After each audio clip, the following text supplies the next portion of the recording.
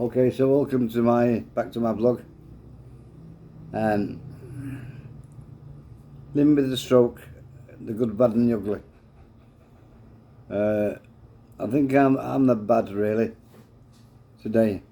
She's the good, and the ugly thing was last night really when I was trying to sleep.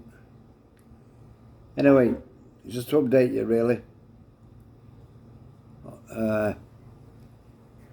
I did tell you yesterday that I was going to talk to the assistant of the attorney, immigration attorney in the UK, because I didn't really, to be honest with you, I didn't really believe she existed. It just seems to be going on too long. Anyway, she was told yesterday that I was wanting to talk to her verbally, not text message or anything like that, which is what my girlfriend had been doing all the time. Anyway, blow me down. About 10 minutes ago, 15 minutes ago, she actually phoned us on WhatsApp, and so it was really nice to hear her voice. She wanted to update us on what was happening. She can't give a date yet for the biometric, but basically it was just refreshing, and for me to hear her voice, to know that she's a real person. That we haven't just sent money to a weird account and it's gone. So I'm a little bit more confident now than I was this time yesterday. So anyway, we know it's in hand, and it's just got to have a bit more patience. But I still intend to come back on the 1st or just after the 1st. Nothing's changed on that score. It's just that I've had a bit more faith in the process really. Last night was a bummer because it was so hot here last night that I woke up and I was a bit hallucinating a little bit. I was shouting for this fan, and of course Marcel shouted back, "He's on the chair." He's on the chair all the time next to me. So that's how stupid it gets sometimes. Very difficult to sleep last night, my God. It must be like 40 degrees, 35 degrees at night time even. But so difficult, even with the aircon on and everything. And it's killing me. Anyway, I'm keeping strong. Doing what I can, she's doing what she can.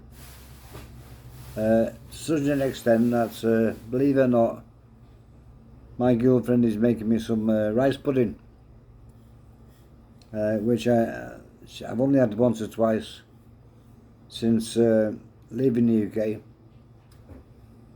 And I mentioned to her last time that it was the nearest thing I've tasted since I did from my grandma.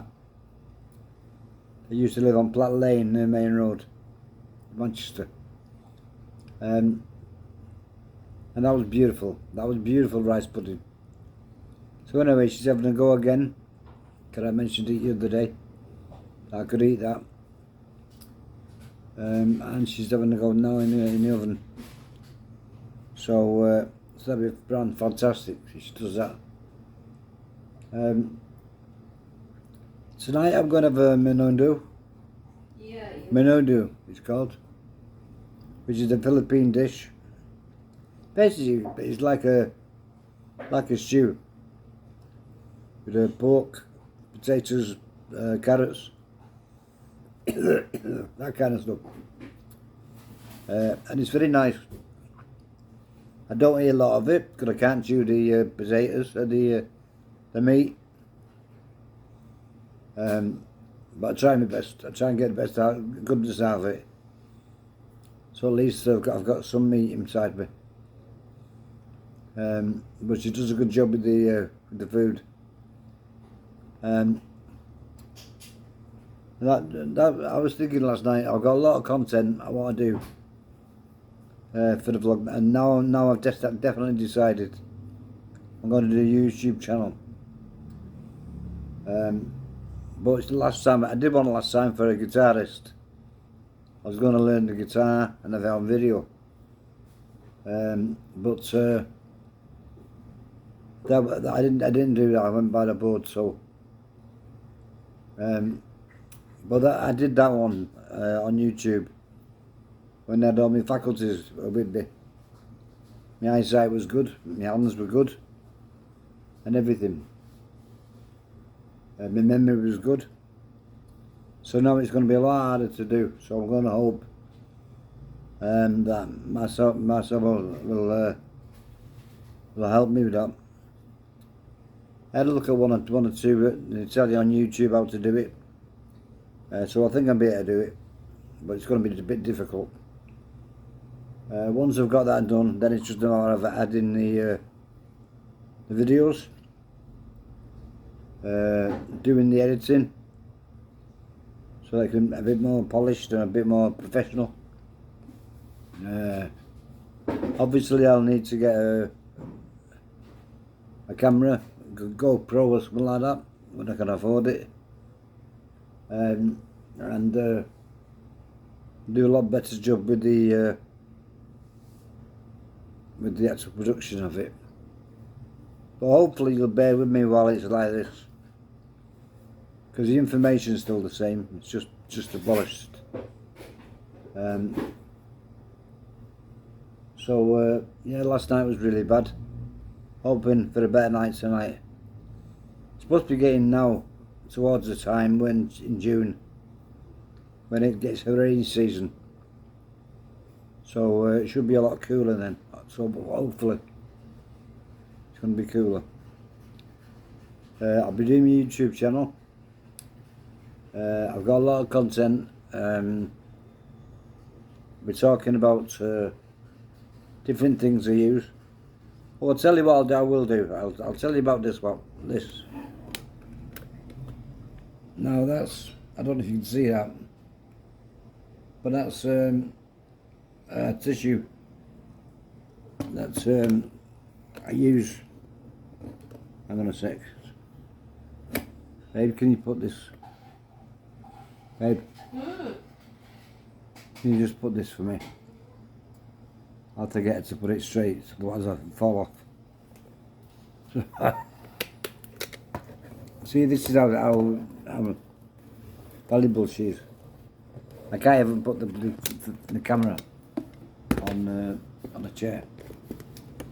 And yeah, so yeah. But anyway, that I was showing you was. Can you show them that, man? Let's see. Now that just hangs on there on the bed, and I can just grab hold of the tissue, pull it down like that, and that's very handy, very handy. So what I'm going to be doing is I'm going to be going through a few things I use, and for example, where are we? I found that this is a neck, a neck cushion for when you fly. Now when I'm a bit bunged up, because I'm not moving as much, not eating as much, then my nether regions are a little bit sore. So if I've got to sit down for a length of time, I can use this, and it helps me a lot. Makes me a lot more comfortable. Now there are specialist ones which you can get from Lazada and wherever. So we're going to try and get one of those ready for the plane for my flight. So that, because I've got to sit on a flight for at least 7 hours to Dubai, then 7 hours, I think 7.5 hours to Manchester, and in the UK, and so I'm going to sit down a lot. At the moment I couldn't stand it, so I'm going to have to have something like that to help. And obviously I'll go through the diapers that I use and other stuff as well. That's very handy and might make it very easy for people that are suffering like I am. I've been talking about how the Filipinos are with disabled people, what it's like to live with a disabled, what it's like for a disabled person to move around the Philippines, things like that. It's a lot different than the UK, a lot different, a lot harder, believe me, a lot harder. Some of the modern shops are geared up to, shopping malls are geared up to the invalids or people with wheelchairs and things like that, but not all. Certainly if you go off the high street or you go on off the malls, then the pavements, sidewalks, terrible. Pushing a wheelchair or using a walking stick, not safe at all. But as regards the Filipinos, in my view, and I've thought this for a long time, I think they're fantastic with disabled people and disadvantaged people. I see a lot, especially when I was working at the hotels and the apartments, I used to see a lot of the way Filipinos behave, and they won't hesitate in giving them 10 pesos, 20 pesos. Now these are people who've got no money themselves. They've got no money, but they're quite happy to give a person who's got no hands, for example, just got stubs. And I've seen him walk past the apartments many times, and I've seen girls who you can tell they don't have much money. They're probably working in a bar or working as a cashier, very small wages. And they're giving 10 pesos, 20 pesos for something to eat, something to drink. And believe you me, I think they're fantastic. Another thing you don't find here is you don't find Filipinos being horrible, being nasty to disabled people, old people. They treat old people with a lot of respect. Slowly changes slightly, but basically a lot of respect than we do in the UK. We don't badger them, we don't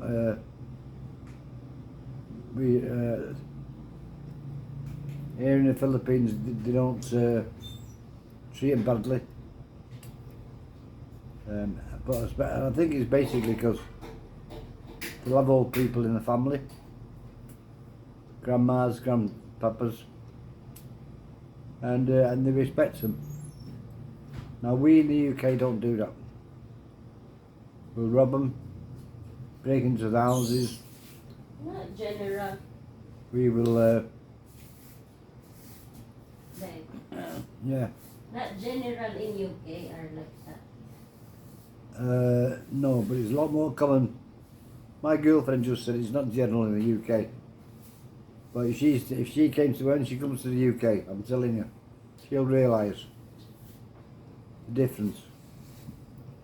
People will rip them off, contractors, saying all the roofs fixing and all that, and they don't do bugger all, they don't do nothing.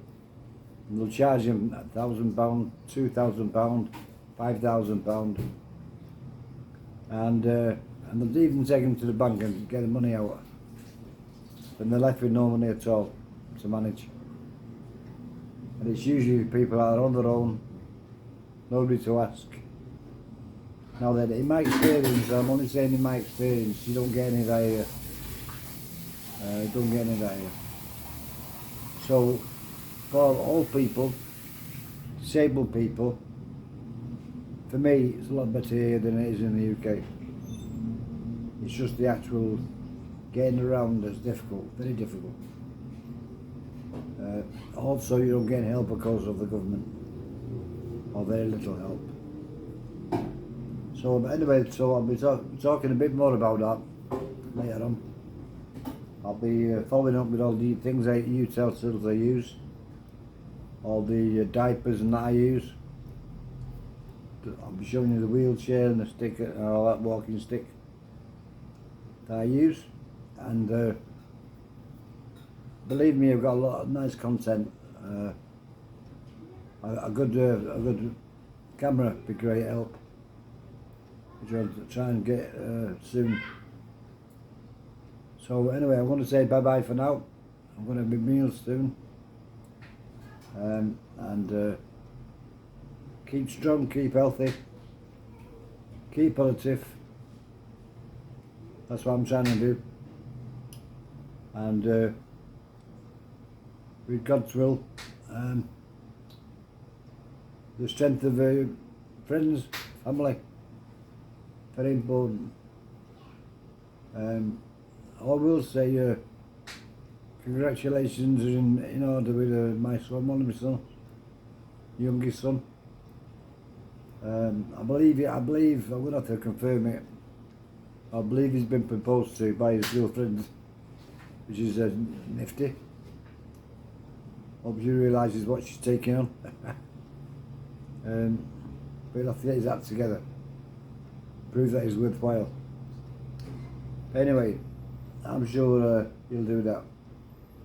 So congratulations, Craig, and all the best. Okay, so I'm going to say bye bye now, and I'll speak to you again very soon. Bye bye. Can you